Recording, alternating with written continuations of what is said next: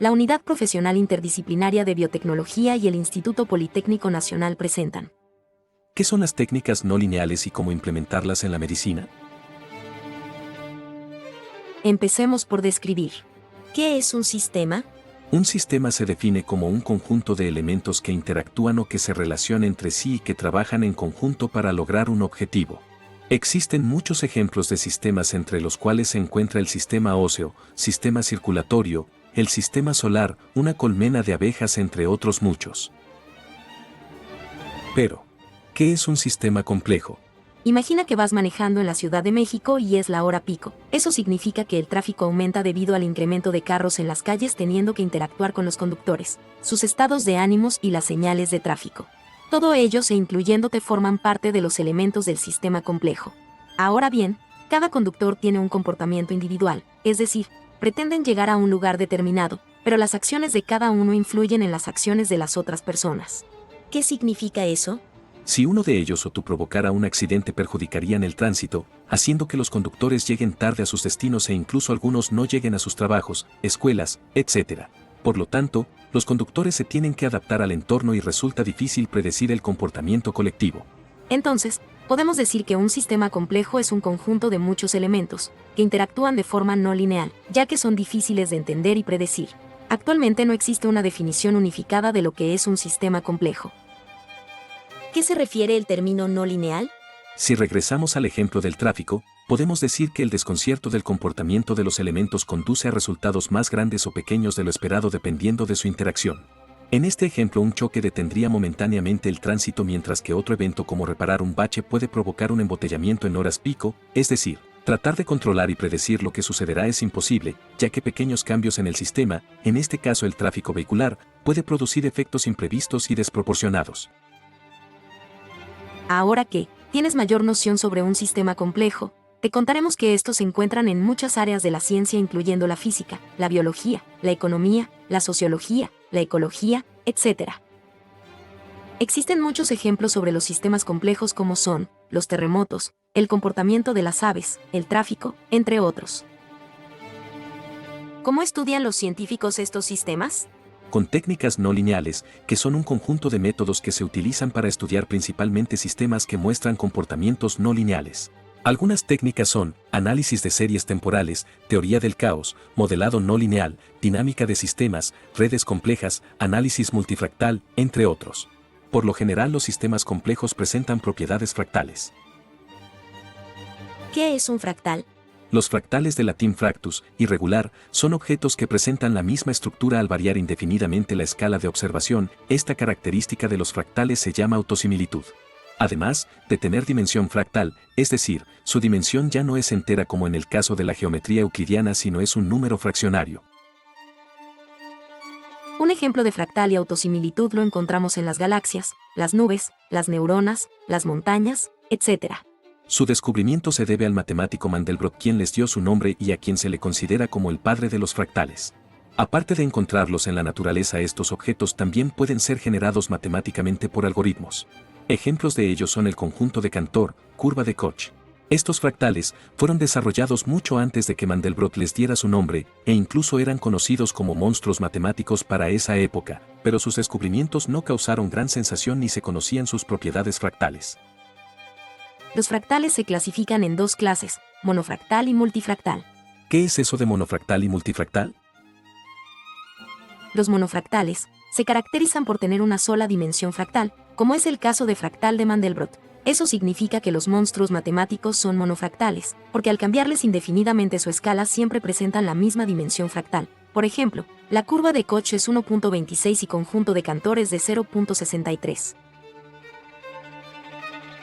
Los multifractales están compuestos por muchas dimensiones fractales. Ahora bien, los multifractales al cambiarles las escalas, estadísticamente son iguales, pero en cada ampliación tienen distinta dimensión fractal. Eso significa que están formados por un conjunto de fractales. Un ejemplo de multifractales lo podemos observar en las ramas de los árboles. Aunque pareciera que al observar la rama del árbol en una y otra escala, es la misma, estadísticamente no tienen la misma dimensión fractal. En medicina, las series de electrocardiogramas, que son el registro de la actividad eléctrica del corazón, presentan este tipo de comportamiento y de ahí su interés en estudiarlo. Se dice que si un sistema es fractal está asociada con la complejidad del sistema. Así podemos observar que la heterogeneidad de los latidos del corazón sano de la persona es un ejemplo de multifractal, y en el caso del paciente con insuficiencia cardíaca congestiva, la homogeneidad de los latidos del corazón está caracterizada por ser monofractal. ¿Qué es la insuficiencia cardíaca congestiva?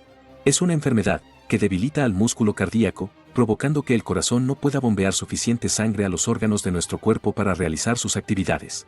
Los cardiólogos utilizan la escala NIJA para clasificar el daño producido por la insuficiencia cardíaca congestiva al corazón. Esta se compone de 4 clases. Desde la clase 1, donde el paciente no tiene sintomatología, hasta la 4ª, caracterizada por la presencia constante de síntomas. ¿Por qué la importancia de estudiar los electrocardiogramas?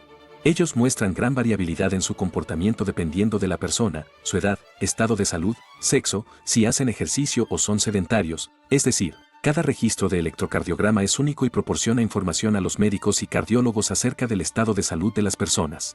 Además, es una herramienta que permite detectar oportunamente algún infarto que se esté desarrollando o algún tipo de cardiopatía presente. ¿Cómo se toma el registro de electrocardiograma? El registro comienza colocando los electrodos en tu piel, que se conectan a un monitor Holter donde la señal es grabada. El monitor Holter es un dispositivo electrónico que adquiere y digitaliza el electrocardiograma y que además permite el monitoreo continuo del corazón durante 24 horas. Entonces, ¿por qué el corazón es un sistema complejo? ¿Dónde encontramos la complejidad? Esto es fácil de contestar. Si recuerdas, un sistema complejo es un conjunto de elementos que interactúan entre sí de manera no lineal. En este caso, el sistema está formado por tu cuerpo, órganos, emociones, alimentación, tu higiene del sueño, estrés del día, si eres sedentario o deportista, tu salud mental, etc. Todos esos elementos trabajan entre sí para que permanezcas vivo. Lo que pasa en tu entorno, tanto interno como alguna enfermedad, o externo como la preocupación, repercuten en el funcionamiento de tu corazón. Por lo tanto, tu registro de electrocardiograma no puede ser el mismo en cada toma, ya que depende de factores endógenos y exógenos. Esta característica es lo que hace que el electrocardiograma sea considerado un sistema complejo. ¿Qué técnica usamos para estudiar las series de electrocardiograma?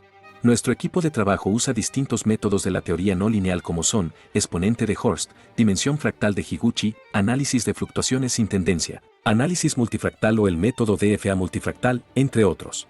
En este trabajo centraremos nuestra atención en el análisis multifractal.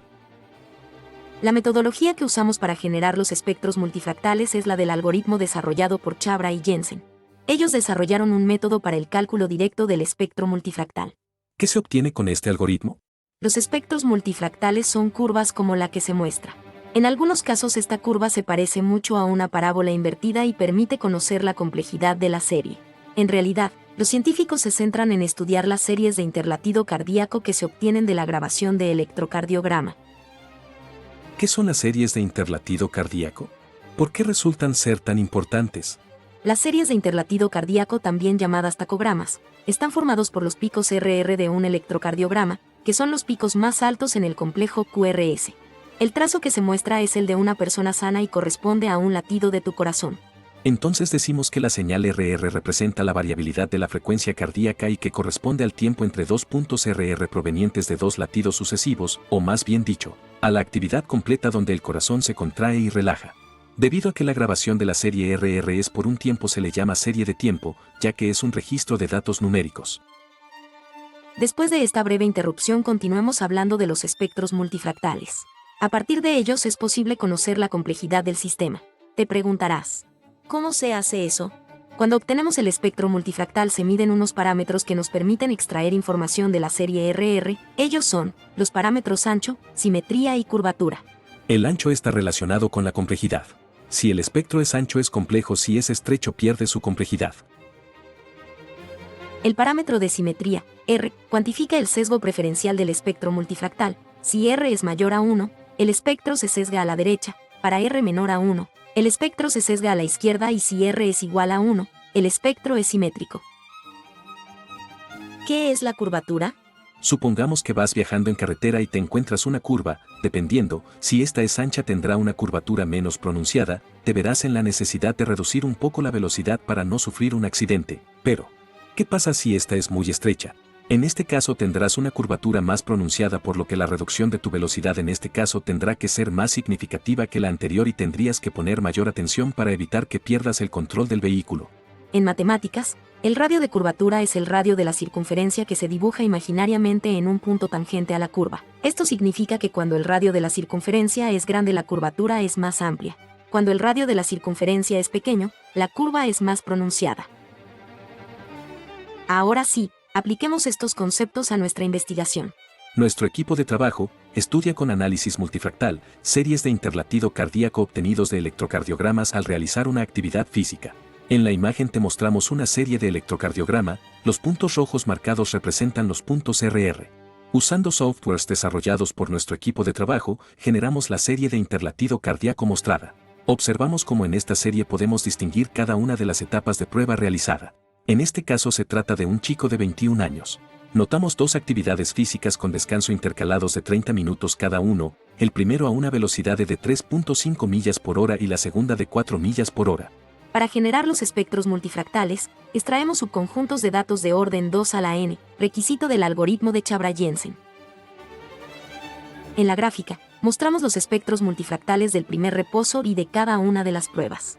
En este caso, en reposo, el espectro multifractal es ancho y en las pruebas estrecha. En la prueba 2 estrecha tanto que el espectro apenas casi es perceptible. El parámetro de simetría muestra que los espectros se encuentran sesgados a la izquierda y este sesgo aumenta con el estrés que sufre el corazón.